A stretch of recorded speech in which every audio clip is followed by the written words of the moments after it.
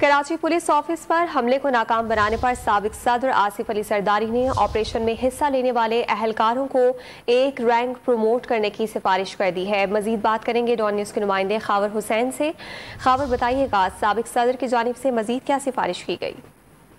जी, Karachi police हमला नाकाम बनाने पर साबिक सदर आसिफ अली जरदारी ने पुलिस को और सूबाई हुकूमत को शाबाश दी है और ऑपरेशन में हिस्सा लेने वाले एहलकारों के लिए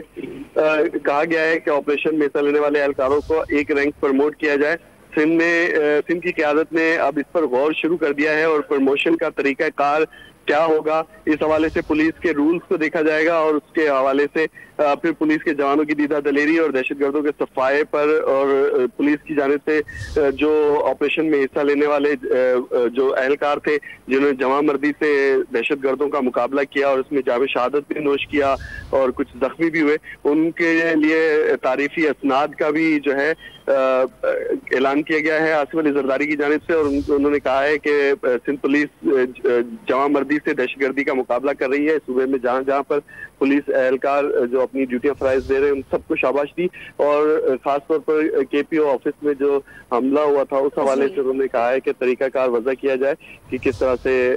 उनको तरक्की देनी है। जी, आपने तफसीलात फराहम की खावर, आपका बहुत शुक्रिया।